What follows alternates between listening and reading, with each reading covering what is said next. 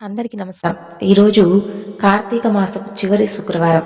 మరి ఎంతో విశేషమైనటువంటి పరమ పవిత్రమైనటువంటి ఈ రోజున కొన్ని కథలను తెలుసుకుని అమ్మవారి అనుగ్రహాన్ని పొందుదాం. సాధారణంగా అన్ని వారాల కంటే శుక్రవారానికి ఎంతో ప్రాధాన్యత ఉంది. ఎందుకంటే ఈ రోజున అమ్మవారి స్వరూపాన్ని ఏ అమ్మవారినైనా సరే ఈ రోజున భక్తి శ్రద్ధలతో ఎవరైతే పూజిస్తారో, ఎవరైతే ఆ తల్లి యొక్క కథలను చక్కగా ఆలకిస్తారో వారందరికీ కూడా ఆ ఆదిపరాశక్తి యొక్క అనుగ్రహం సంపూర్ణంగా ఉంటుంది. ఈరోజు మనం తెలుసుకోబోతున్నటువంటి కథ, దేవతలందరూ కూడా లోక కళ్యాణం కోసం ఎన్నో అవతారాలు ఎత్తుతూ ఉంటారని మన పురాణాలు చెబుతూ ఉంటాయి. ఇంకా భక్తులను అనుగ్రహించేందుకు అమ్మవారు అనేక రూపాలలో అవతరిస్తుందని చెబుతుంటారు. అందులో ఒక రూపమే శ్రీ వాసవి కన్యకా పరమేశ్వరి అవతారం. ఈ అవతారానికి ఒక గొప్ప విశిష్టత ఉంది. ఒక కన్య అగ్ని ప్రవేశం చేసి తన యొక్క ప్రాణత్యాగంతో ఆది శక్తిగా వెలిసినటువంటి కన్యకా పరమేశ్వరిగా ఏ విధంగా ఆ తల్లి అవతరించింది అనే విషయం గురించి చక్కని కథ గురించి తెలుసుకుందాం. పశ్చిమ గోదావరి జిల్లాలో పెనుగొండ గ్రామంలో కుసుమ శ్రేష్ఠి కౌసుంబి అనే దంపతులిద్దరికీ వివాహం జరిగి చాలా సంవత్సరాలు దాటినా వారికి సంతానం కలగలేదు. అందుకు పరిష్కారం కోసమై వారి కులగురువు దగ్గరకు వెళ్తారు వారు. అయితే ఏం చేయాలి, ఇందుకు ఏదైనా పరిష్కారం ఉంటే చెప్పండి అని చెప్పి వారి యొక్క గురువుని అడుగుతారు. అందుకు అతను ఈ విధంగా చెబుతాడు. చూడండి, దశరథుడు అంతటి వాడే పుత్రకామేష్టి యాగం చేశాడు. ఆ యాగం చేసినటువంటి ఫలితాన ఆయనకు 4 కుమారులు జన్మించారు. కాబట్టి మీరు కూడా పుత్రకామేష్టి యాగం చేసుకోండి అని చెప్పి అందుకు కావలసినటువంటి ఏర్పాట్లు చేసి యాగం మొదలు పెడతారు. ఆ యొక్క యాగ ఫలానికి మెచ్చి ఉమామహేశ్వరి దేవి హోమాగ్నిలో వారికి కనిపిస్తుంది. ఆ విధంగా హోమాగ్నిలో అమ్మవారు ఉద్భవించి 2 ఫలాలను కౌసుంబికి ప్రసాదంగా ఇచ్చి వాటిని తినమంటూ మీకు కవలల సంతానం కలుగుతుందని చెప్పి ఆ తల్లి అంతర్ధానం అవుతుంది. ఆ ఫలాలను తిన్న తర్వాత కొంతకాలానికి 2 పిల్లల జననంతో ఆ దంపతులు పరమేశ్వరి దేవికి నమస్కరించి అబ్బాయికి విరూపాక్షుడు, అమ్మాయికి వాసవి కన్యక అని నామకరణం చేసి చక్కగా ఆ పిల్లలను అల్లారు ముద్దుగా పెంచుకుంటూ ఉంటారు. ఇక తన గుణవంతురాలిగా అత్యంత సౌందర్య రాశిగా పెరిగి పెద్దదవుతుంది కన్యక. విరూపాక్షుడు అన్ని విద్యల్లోనూ ఆరితేరిన వాడవుతాడు. ఇక అదే రాజ్యాన్ని పరిపాలిస్తూ ఉన్నటువంటి విష్ణువర్ధనుడు అనే ఒక రాజు తన గ్రామానికి చెందినటువంటి ఈ యొక్క కన్యకను చూసి మోహితుడై ఆ కన్యను వివాహం ఆడాలి అనేటటువంటి భావనతో ఆ విషయం గురించి ఆమె తల్లిదండ్రులకు చెప్పి అనుమతిని తీసుకుని రమ్మని చెప్పి చెబుతాడు. ఇక ఒక అతను వెళ్లి విషయాన్నంతా కూడా కన్యక వారి యొక్క తల్లిదండ్రులకు తెలియజేస్తాడు. వారు అతనికి అతిథి సేవ చేసి వైశ్య జాతికి చెందినటువంటి మా కుమార్తెను క్షత్రియ వివాహానికి అంగీకరించడం మాకు ఇష్టం లేదని చెప్పి చెబుతారు ఎంతో వినయంతో. ఇక ఆ విషయం తెలుసుకున్నటువంటి ఆ రాజు కోపోద్రిక్తుడై ఆమెను గంధర్వ వివాహం చేసుకోవాలని చెప్పి అందుకైనా వెనకాడనని చెప్పి మరలా రాయబారానికి పంపిస్తాడు. అది విన్నటువంటి కుసుమ శ్రేష్ఠితో సహా అక్కడ ఉన్నటువంటి కొంతమంది ప్రజలందరూ కూడా ఈ విషయం గురించి ఎంతో ఏం చేయాలో అర్థం కాక అయోమయం చెందుతారు. అలా కొంతమంది ఆ రాజుతో వాసవి వివాహం జరిపించడం మంచిదని చెప్పి కొంతమంది చేతే, మరికొంతమంది తమ సాంప్రదాయం ఆచారాన్ని కాపాడుకోవడానికి ఈ వివాహాన్ని ఏమాత్రం కూడా అంగీకరించరు. అయితే ఆలోపే ఆ రాజు తన యొక్క సైన్యంతో వచ్చి వాసవిని ఎత్తుకు వెళ్ళైనా కానీ వివాహం చేసుకోవాలని చెప్పి సిద్ధమై ఉంటాడు. ఇక ఆ తరువాత అంతటితో ఆ యొక్క వాసవి తల్లిదండ్రులతో పాటుగా పెనుగొండ ప్రజలందరూ కూడా ఏం చేయాలో అర్థం కాక ఏం నిర్ణయం తీసుకోవాలా అని ఆలోచిస్తూ ఉంటారు. ఆ సమయంలో ఎవరికి ఏం చేయాలో పాలుపోక తలా ఒక సూచనలు ఇస్తూ ఉంటారు. మరొక వైపేమో రాజు అక్కడ వచ్చేటటువంటి సమయం ఆసనమవుతుంది. ఇక వారికి ఏం చేయాలో అర్థం కాక పరాశక్తిని వేడుకుంటారు. ఇక ఆ తరువాత వాసవినే స్వయంగా ఒక నిర్ణయానికి వస్తుంది. తండ్రి వైపు చూసి, నాన్నగారు, ఇందుకు ఉపాయం ఒకటి ఉంది. దానికి కనుక మీరు అనుమతిస్తే నేను తప్పకుండా ఆ యొక్క ఉపాయాన్ని నేను ఆచరిస్తానని చెప్పి చెబుతుంది. నీకోసం మేము ఏమైనా చేస్తామమ్మా, చెప్పంటాడు తండ్రి. అలాగే మన కులగౌరవం, సాంప్రదాయం, ఆచారాలు కాపాడుకునే దానికోసం నేను అగ్ని ప్రవేశం చేయాలనుకుంటున్నాను అని చెబుతుంది. ఆ మాటతో ప్రజలందరూ కూడా విపరీతమైనటువంటి ఆశ్చర్యంతో తన వైపు చూస్తారు. ఏమిటమ్మా మీరనేది? దీనికి పోయి అంత పెద్ద నిర్ణయం తీసుకుంటారా? ఇది అసలు మంచి పద్ధతి కాదమ్మా. రాజుగారితో మేమందరం మాట్లాడతాంలే అంటూ ప్రాధేయపడతాం, ఏదో ఒకటి చెప్పి అతను ఒప్పిస్తామంటూ ఎవరి మాట కూడా అతను పట్టించుకోకపోయినా కాళ్ళ వేళ్ల పడైనా సరే తప్పకుండా అతన్ని ఒప్పించేటటువంటి ప్రయత్నం చేస్తామని అక్కడ ఉన్న వారందరూ కూడా చూతారు. అప్పుడు వాసవి అతను ఎవ్వరి మాట వినడు. అందర్నీ కూడా హతమార్చినా సరే తన కోరికను మాత్రం ఎలాంటి పరిస్థితిలో కూడా అతను మార్చుకోడు. మరి అలాంటప్పుడు ఎవరు మాత్రం ఏం చేయగలరు? కాబట్టే ఈ నిర్ణయానికి వచ్చి ఈ విధంగా చేయాలని చెబుతున్నాను అని అనగానే అందరూ కూడా దిగులు పడతారు. ఇక అది గమనించినటువంటి వాసవి తండ్రి ఆయన వాసవిని చూసి ఇంకా ఎక్కువగా బాధపడుతూ ఉంటాడు. ఇక వాసవి అంటుంది, నాన్నగారు ఎందుకు అలా దిగులు పడుతున్నారు? అంతా కూడా మన మంచిగా జరుగుతుంది కాబట్టి మనమేమి బాధపడనవసరం లేదు. అదీ కాక జ్యోతిష్యులు ఆనాడే చెప్పారు కదా, నాకు కన్యక అని కూడా పేరు పెట్టారు కదా, అంబిక అంశ అయినటువంటి నేను మానవ మాతృలను వివాహం చేసుకోవడం కుదరదు. కాబట్టి కన్య అయినటువంటి నేను అగ్ని ప్రవేశం చేయడంలో ఎలాంటి తప్పు లేదు. అలాగే నాకు అభ్యంతరం కూడా లేదు. నాకేమీ కాదు. కాబట్టి మీరేమీ బాధపడనవసరం లేదంటూ తండ్రికి పరమేశ్వరీ దేవిలా దర్శనమిస్తుంది. ఆ తరువాత రాబోయేటటువంటి భవిష్యత్తులో జరగబోయేటటువంటి కొన్ని దృశ్యాలను కూడా కుసుమ శ్రేష్ఠికి చూపిస్తుంది. అప్పుడు తన తండ్రితో పాటుగా ఆ యొక్క పెనుగొండ ప్రజలందరూ కూడా ఆశ్చర్యం చెంది నమస్కరిస్తారు. ఆ తరువాత వారికి తన యొక్క అగ్ని ప్రవేశం గురించి, రాజు మరణం గురించి, అలాగే విష్ణు యొక్క అంశ అయినటువంటి విరూపాక్షుడు పెనుగొండ రాజు అవడం, పట్టాభిషేకం అవడం, అవన్నీ కూడా వారందరికీ దృశ్యాలుగా చూపిస్తుంది. అది చూసినటువంటి కుసుమశ్రేష్ఠి ఆ ప్రజలు అందరూ కూడా కిన్నులవుతారు. అమ్మా, మీ దర్శనంతో మేమందరం కూడా ధన్యులమయ్యాం, మా జీవితాలు చరితార్థమైనవి అంటూ మరలా ఆ తల్లికి నమస్కరిస్తారు. అమ్మా, మీతో పాటుగా మేం కూడా అగ్ని ప్రవేశం చేయాలనుకుంటున్నాం, కాదనకమ్మా అని చెప్పి ఆమెను ప్రాధేయపడతారు. ఇక విష్ణువర్ధనుడు ఊర్లోకి వస్తున్నాడనేటటువంటి సమాచారం అందగానే ఇక రాజుకిచ్చి వివాహం చెయ్యాలి అన్నవారు భయపడిపోయి ఊరు విడిచి పారిపోతారు. మిగతా వారు అగ్ని ప్రవేశానికి ఏర్పాట్లు చేస్తారు. నాన్నగారు, అందరూ ఒకేసారి అగ్ని ప్రవేశం చేయకూడదు, ఒక్కో కుటుంబం వారు ఒక్కొక్కరుగా చేస్తే చాలని చదువుతుంది ఆ తల్లి. అప్పుడు 102 కుటుంబాల వారు ముందుకొచ్చి అమ్మవారికి నమస్కరించి అగ్ని ప్రవేశం చేస్తారు. చివరిగా వాసవిదేవి తల్లిదండ్రులను అగ్నిగుండానికి 3 ప్రదక్షిణలు చేసి తరువాత అగ్నిగుండంలోకి దూకుతుంది. ఆ తరువాత ఒక్కసారిగా జ్వాలలు ఉవ్వెత్తున ఎగసి శాంతిస్తాయి. అప్పుడు పరాశక్తి విశ్వరూపం దాల్చి, ఈనాటి నుండి మీ కులదైవంగా ఉంటూ నిరంతరం కూడా మిమ్మల్ని కాపాడుతాను. నన్ను ఆరాధించి పూజించే వారికి ఎవరికైనా కానీ అష్టైశ్వర్యాలు, ఆరోగ్యాన్ని పొందేలా వారికి నేను ఎప్పుడూ కూడా నా దీవెనలను అందిస్తూ ఉంటాను. అలాగే నన్ను కాపాడటం కోసమై అగ్నికి ఆహుతైనటువంటి 102 గోత్రాల వారు మోక్ష ప్రాప్తిని పొందబోతున్నారు అని చెబుతుంది. ఇక ఆ రాజు పెనుగొండ సరిహద్దులోకి రావడంతో వాసవి అగ్ని ప్రవేశం చేసిందని తెలుసుకుని దిగ్భ్రాంతి చెందుతాడు. ఇక అప్పుడు కాళికాదేవి ప్రత్యక్షమై తన యొక్క ఖడ్గంతో ఆ రాజును సంహరిస్తుంది. తన తండ్రి మరణం తెలుసుకున్నటువంటి ఆ యొక్క రాజు కుమారుడు రాజరాజ నరేంద్రుడు కృంగిపోతాడు, ఎంతో బాధపడతాడు. ఇక తగనటువంటి కోరికను కోరినటువంటి తన తండ్రి ఆ తల్లి చేతిలో సంహరించబడిందని చెప్పి తెలుసుకుని పెనుగొండకు వెళ్లి కన్యక సోదరుడైనటువంటి విరూపాక్షుని కలిసి క్షమాభిక్ష పెట్టమంటూ ప్రార్థించి విరూపాక్షకుణ్ణి పెనుగొండకు రాజుగా పట్టాభిషేకం చేస్తాడు. ఇక ఆ ఊరి ప్రజలందరూ కూడా అమ్మవారి ఆజ్ఞ ప్రకారంగా అక్కడ ఆలయాన్ని నిర్మించి విగ్రహాన్ని ప్రతిష్ఠించి పూజా కార్యక్రమాలు జరిగే విధంగా చేశారు. ఇదే శ్రీ వాసవీదేవి యొక్క చరితా మహత్యం. ఇక ఇప్పుడు మరొక అమ్మవారి అంశ అయినటువంటి శ్రీ నిదానంపాటి లక్ష్మీ అమ్మవారి యొక్క చరిత్ర గురించి తెలుసుకుందాం. త్యాగం, సహనం స్త్రీమూర్తుల యొక్క లక్షణాలు, శీలం కూడా చాలా ముఖ్యమనేది ఆనాటి మహాధర్మంగా బాసిల్లేటటువంటి రోజులు. దానిని కోల్పోవడం అనేది మహాపాపం అనుకునేటటువంటి రోజులు. కారణ జన్ములుగా పుట్టిన వారిని కూడా గుర్తించడం, వారి తలరాత గుర్తించడం కూడా కష్టం. అయితే ఒక కారణంగా భూమిపై పుట్టి తన శాపాన్ని అనుభవించి భూమిపై భక్తుల కోసం లక్ష్మీదేవిగా అవతరించి శాప విముక్తి తర్వాత కైలాసాన్ని చేరినటువంటి పార్వతీదేవి కథ ఇది.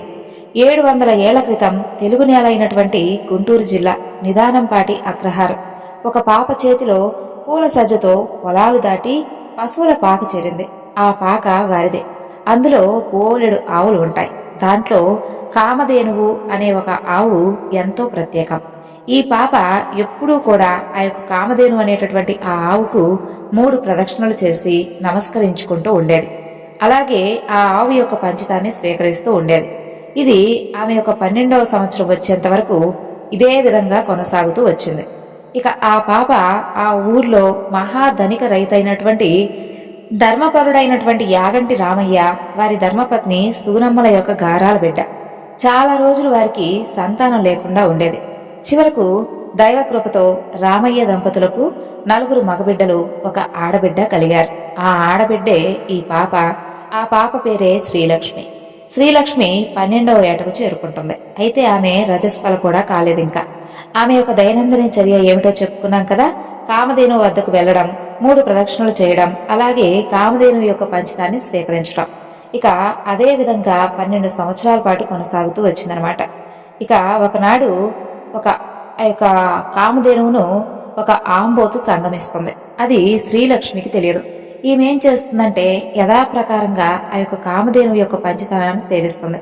ఆ పంచితాన ఆంబోతు వీర్య కణాలు ఉండడం, దైవఘటన కారణంగా పెద్ద మనిషి కూడా కానటువంటి ఈ శ్రీలక్ష్మి గర్భం దాల్చడం జరుగుతుంది. అది గర్భం అని కూడా పాపం ఆ పిల్లకి తెలియదు. అప్పుడు కూడా ఆమె కామధేను వద్దకు వెళ్లడం మాత్రం మానింది లేదు. అయితే ఒకరోజు అలా వెళుతూ ఉంటుంది ఆ పిల్ల. అలా వెళుతూ ఉండగా రచ్చబండ దగ్గర కొందరు పెద్దలు కూర్చొని ఉంటారు. అయితే వారు ఆమెను చూస్తారు. చూసి ఆమె శరీరంలో వచ్చినటువంటి మార్పులను గమనించి నానా రకాలుగా మాట్లాడుకుంటూ ఉంటారు. మన ఊరి ఆడపిల్లలు ఎంత పద్ధతిగా ఉంటారయ్యా, ఈ రామయ్య కనీసం తన కూతురు పెద్ద మనిషి అయిందని కూడా చెప్పనే లేదు. చూడు ఎక్కడో తిరిగి ఎలా కడుపు తెచ్చుకుందో, ఆ విషయం కూడా దాచివేశాడు చూడండి అని అనుకుంటూ రామయ్యను పంచాయతీకి పిలిపిస్తారు. జరిగినటువంటి విషయం గురించి చెబుతారు. ఇక రామయ్య ఇంటికి వెళ్లి శ్రీలక్ష్మిని నిందిస్తాడు. వైద్యులు కూడా అది గర్భమే అని చెప్పి తేల్చి చెబుతారు. శ్రీలక్ష్మి నేను ఇంకా రజస్వల కూడా కాలేదు, నాకు గర్భం ఏమిటండి అంటూ విలపిస్తుంది. ఇదంతా కూడా మేం చేసుకున్నటువంటి కర్మమ్మ అంటూ ఆ రామయ్య దంపతులు కన్నబిడ్డను చూసి బాధపడటం తప్ప ఏమీ చేయలేకపోతారు. ఇక ఊరు వారందరూ ఆ యొక్క వార్త గురించి చెప్పుకుంటూ ఆ పిల్లని ఎప్పుడూ కూడా ఏదో ఒక విధంగా ఏదో ఒక మాటలు అంటూ ఉండేవారు. ఇక అమ్మలక్కలైతే చెప్పనక్కర్లేదు. ఈ పిల్ల మొహం చూడటం కూడా పాపం అని అనేవారు. ఇక శ్రీలక్ష్మి పాపం ఆ అవమానాలన్నిటికీ కూడా ఎప్పుడూ బాధపడుతూ రోధిస్తూ ఉండేది. అయితే ఆ విషయం గురించి శ్రీలక్ష్మి అన్నలకు తెలుస్తుంది. వారికి తల కొట్టేసినట్లుగా అవుతుంది. కనీసం దారిలో వెళ్లేటప్పుడు కూడా తలెత్తుకుని తిరిగేటటువంటి అవకాశం లేకుండా చేసింది పిల్ల అని చెప్పి తల్లిదండ్రులకు తెలిసి ఎందుకు ఈ విధంగా ఆ పిల్లని ఏమి చేయలేకుండా ఈ విధంగా ఎందుకుంటున్నారనేది వారికి అర్థం కాదు. ఇక ఏదో ఒకటి చేసైనా కానీ ఆ పిల్లను చంపేయాలని చెప్పి సరైనటువంటి సమయం కోసం ఎదురు చూస్తూ ఉంటారు. ఇక అదే రోజు రాణి వస్తుంది. తల్లిదండ్రులు ఏదో పని మీద పొరుగురికి వెళ్తారు. ఇక ఈ మగపిల్లలు 4 కలిసి శ్రీలక్ష్మితో ఈ విధంగా చెబుతారు. అమ్మాయి, మేము పత్తి కట్ట మండి వేయటానికి పొలానికి పోతున్నాము, నువ్వు మాకు అన్నం పట్టుకునిరా తల్లి అని చెప్పి వాళ్ళు 4 కూడా పొలానికి వెళ్తారు. పాపం శ్రీలక్ష్మి అన్నం కూర వండుకొని మూటగట్టి దారిలో కామధేనుకు నమస్కారం చేసుకుని పొలానికి అని చెప్పి బయలుదేరుతుంది. అయితే కామధేనువు ఆమెకు జరగబోయేదంతా కూడా చెప్పి పొలానికి వెళ్ళవద్దు, మీ అన్నలు ఈ విధంగా కుట్ర చేశారు, నిన్ను చంపాలని చెప్పి చూస్తున్నారని చెప్పి చూస్తుంది. అన్నలు చెప్పిన మాట వినాలి కదా, అలా ఎప్పుడూ కూడా వారి మాటను వినకుండా ప్రవర్తించకూడదని చెప్పి కామధేనుకు చెప్పి ముందుకు వెళ్తూ ఉంటుంది. మరలా అలా వెళ్తూ ఉండగా దారిలో ఒక నాగుపాము శ్రీలక్ష్మికి ఎదురుపడుతుంది. ఎదురుపడి మీ అన్నలు నీపై కుట్ర చేశారు కాబట్టి నువ్వు పొలానికి వెళ్ళవద్దని చెప్పి సలహా ఇస్తుంది. కానీ శ్రీలక్ష్మి వినకుండా అన్నల దగ్గరకు వెళ్తుంది. అయితే 4 అన్నల్లో చిన్నవాడు లింగయ్య అనేవాడు. అతను జరగబోయేదేమిటో ముందే పసిగడతారు. అన్నయ్యలకు ఈ విధంగా చెబుతాడు. అన్నయ్యలు అలా చేయకండిరా, ఒక్కగానొక్క చెల్లి, ఏదో మన తలరాత వికటించి అలా జరిగిందే తప్ప చెల్లి చాలా మంచిది, చెల్లి అసలు తప్పు చేసుండదు. నాకు తెలిసి మనం ఏదో కానీ చెల్లిపైన లేనిపోని విధంగా అనుమానం పెంచుకొని ఆమెను చంపాలని చెప్పి ఈ విధంగా ప్రయత్నాలు చేయడం మంచిది కాదంటూ వారిని అనేక విధాలుగా బ్రతిమలాడతాడు. ఇక మిగతా అన్నలు వినిపించుకోకుండా ముందు నువ్వు బావి దగ్గరకు వెళ్ళి అన్నం తింటాం కదా, పోయి నీళ్లు లేవు, నీళ్లు తీసుకొని రాపో, చెల్లి వచ్చాక అందరం కలిసి అన్నం తిందామని చెప్పి అతన్ని పంపించేస్తారు. ఆ రోజు మిట్ట మధ్యాహ్నం సూర్యుడు బగబగా మండేవేళ శ్రీలక్ష్మి అన్నల దగ్గరకు వెళ్లి కామధేనువు అలాగే నాగుపాము దారిలో ఏం చెప్పాయో అవంతా కూడా వారికి వివరించి చూతుంది. అన్నలు, ఇక మీరు ఈ విధంగా నా పైన కుట్ర పన్నారని చెప్పి కామధేనువు నాగుపాము చెప్పాయి. నేను అసలు వారి మాటలు పట్టించుకోలేదు. మీకోసం అన్నం తీసుకొచ్చాను, రండి తిందామని చూతుంది. ఇక అన్నలు ఆ మాటలను తేల్చి పారేస్తారు. అమ్మాయి, నువ్వు అవేమీ కూడా పట్టించుకోమాకు. నువ్వు ఎప్పుడూ కూడా మాకు నువ్వంటే ఎంత ఇష్టమో నీకు తెలుసు కదా.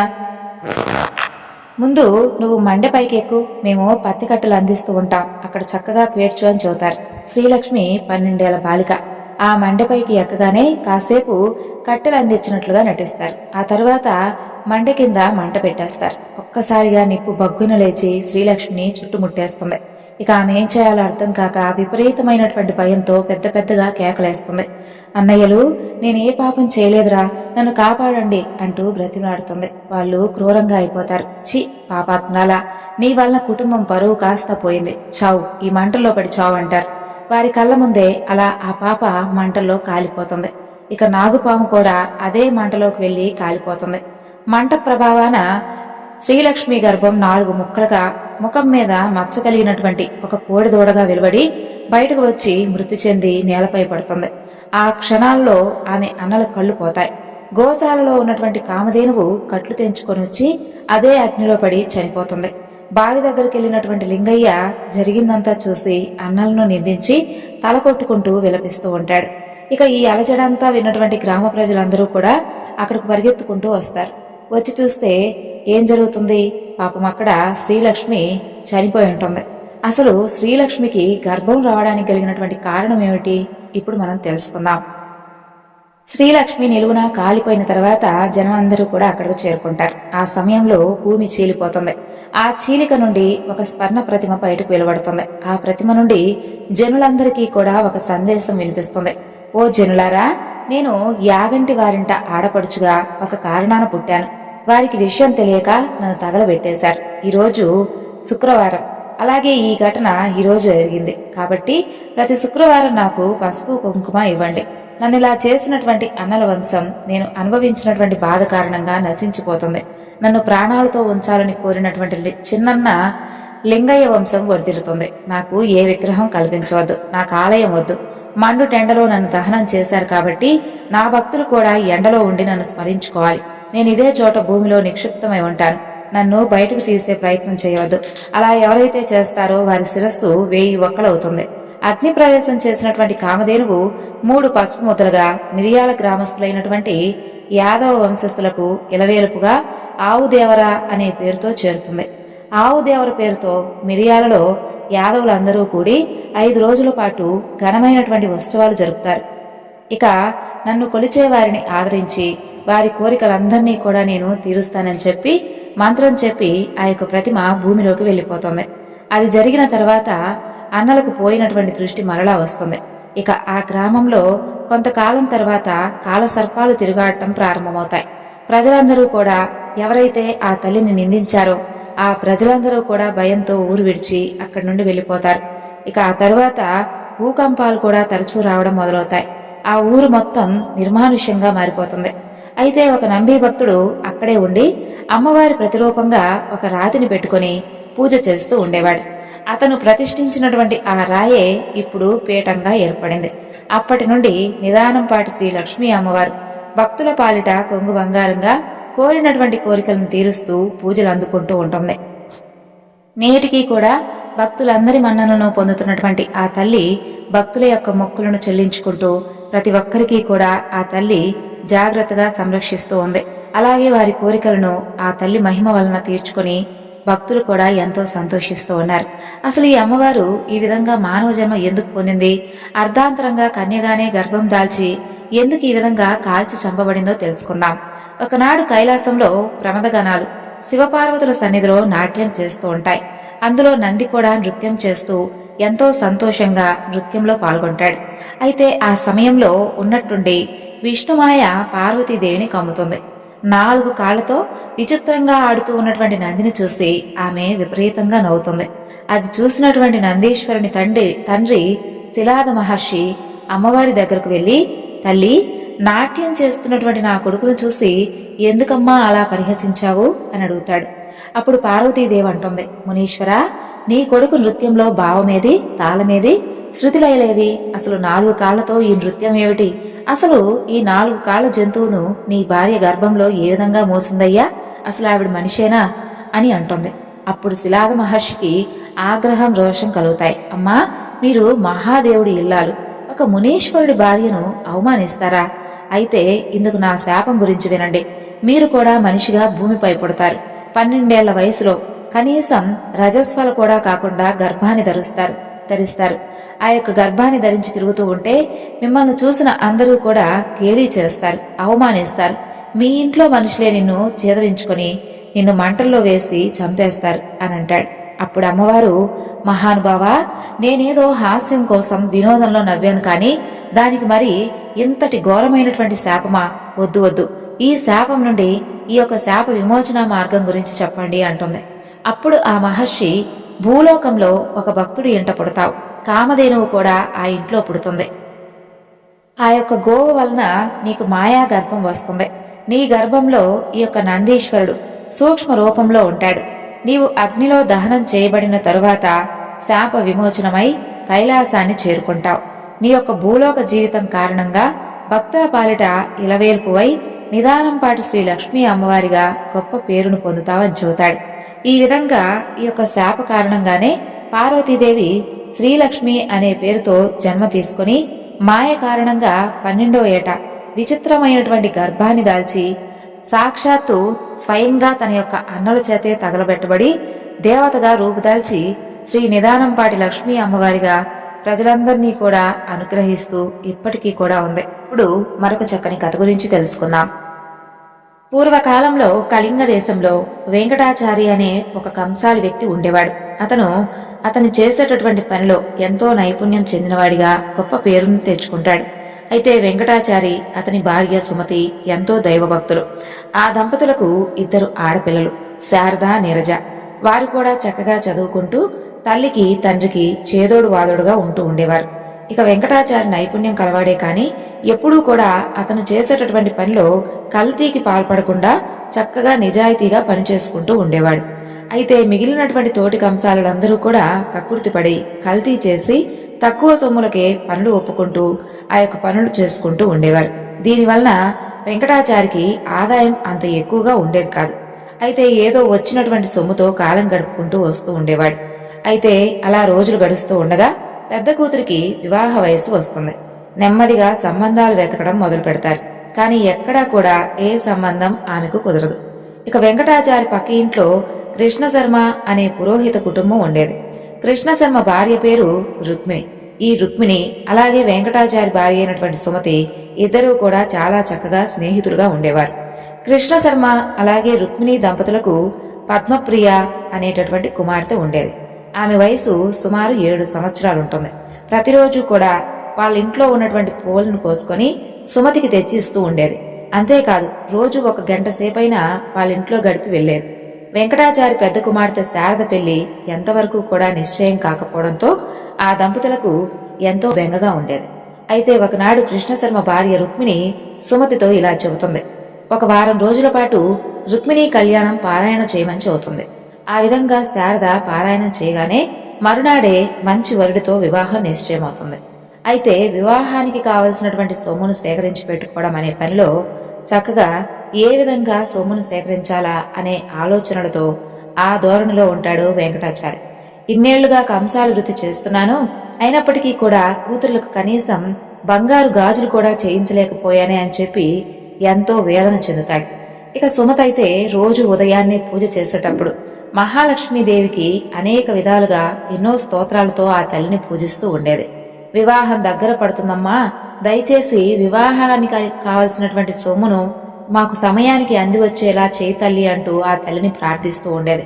అయితే రోజులలా గడుస్తూ ఉండగా ఒకనాడు పద్మప్రియ రోజులాగే పువ్వులు తీసుకుని ఉదయం పూజా సమయానికి రాదు.